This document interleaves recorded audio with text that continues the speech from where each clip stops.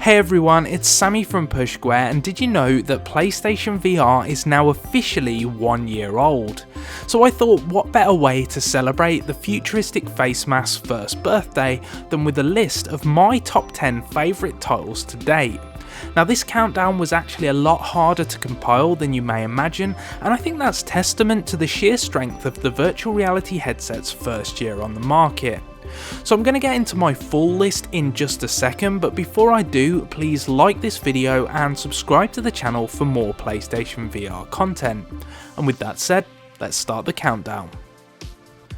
Okay, so in number 10, I think FutureLab's first stab at PlayStation VR is predictably brilliant, and it uses the medium to insert you inside some of the most insane skeletric tracks you'll ever see.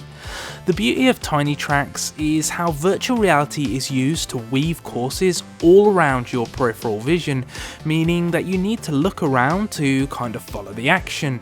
Each vibrant environment has a great sense of depth to it, and while the lane swapping gameplay is very accessible, it actually takes quite a while to master. In at number 9 we have Resident Evil 7 Biohazard. Now, Capcom's first-person survival horror can be played on a television and is great fun in that format, but the baker's nightmarish guest house really comes to life when you pop the PlayStation VR headset on. Virtual reality adds an unrivaled sense of scale to the abandoned outhouses and underground caverns that the game sees you sneak through, and running into the 6-foot-plus psychotic patriarch Jack Baker is an even more harrowing experience when he's like physically towering over you. So at number 8 we have STATIK, and this is a game where your hands are tied and you've got to figure out a way to get them out.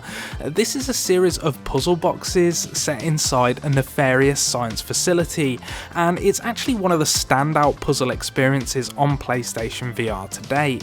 The game is inventive from start to finish, and its difficulty is pitched perfectly, meaning that it's able to provide those all-important aha moments without ever really frustrating. A brilliant backdrop complements the conundrums, and this culminates in what I think is something of a sleeper hit. So at number 7 we have The Invisible Hours, which is something of a last minute entry. Now this is a compelling Cluedo-esque murder mystery that sees some of history's most famous faces embroiled in a wonderful kind of whodunit scenario. The game unfolds over the course of 90 or so fraught minutes, and everything that occurs inside Nikola Tesla's mansion does so in real time, and this means that you need to manipulate time in order to build a full picture of exactly who's killed who in what is a fantastic fly-on-the-wall experience. So at number 6 we have the PLAYROOM VR. Now it's often said that the finest things in life often come free of charge, and the PLAYROOM VR proves that adage true yet again. In essence, this is little more than a proof of concept for PlayStation VR's various features, but with its mixture of asymmetrical minigames, it really is a compelling piece of content in its own right. In particular, the robot rescue platforming sequence shows how virtual reality can be used effectively in third-person action games, and it really should have been developed into its own thing by now. So in at number 5 I've added Job Simulator. Now for my money, comedy is one of the hardest things to achieve in video games.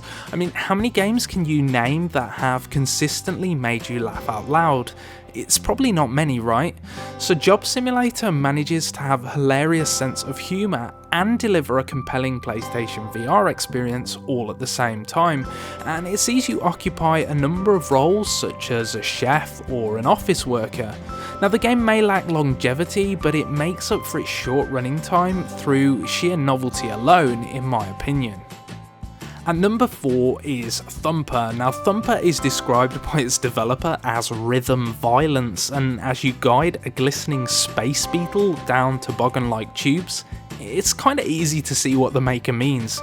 The game's nebula-like backdrops appear cavernous in PlayStation VR, and the sense of speed is unrivaled as you kinda aggressively whip around corners and power down straights. This one looks great on a standard television screen, I'm not gonna deny that, but it's actually transcendent in virtual reality. So at number 3, I'm going for Batman Arkham VR. Now, is there anyone in the world that doesn't want to be Batman?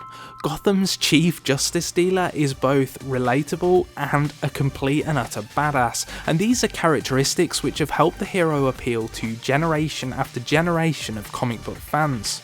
So in Rocksteady's ridiculously effective power fantasy, you get to live out a couple of hours beneath the Caped Crusader's cowl, and this game mixes detective work with unique storytelling, resulting in an experience that exposes both the good and the bad sides of being Bruce Wayne.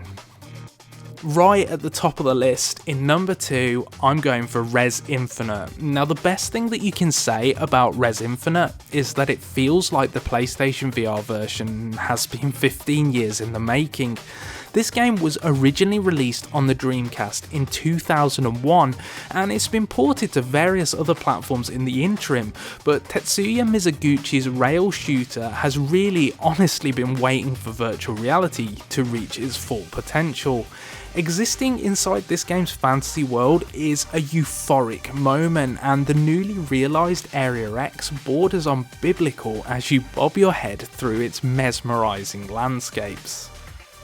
So finally, at number 1, I've gone for SUPERHOT VR.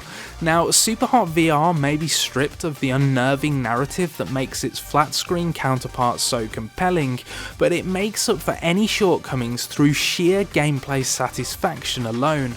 While it occasionally pushes the PlayStation Move technology a little too hard in my opinion, this time manipulating arcade experience is so sublimely satisfying that there was no other place for it on my list other than in first position. It's frankly an outstanding achievement. So these are my top 10 PlayStation VR games then, but I'd like to put out some honourable mentions to the likes of Battlezone, Star Trek Bridge Crew, Farpoint, and honestly there are so many more that I could have included in this list. And as a result, I'd like to hear what are your favourite virtual reality releases thus far in the comments section below, and tell me why you picked them, why they should have been in my list. Also, remember to like this video and subscribe to the channel for more PlayStation VR content, and until next time, thank you so much for watching. Cheers.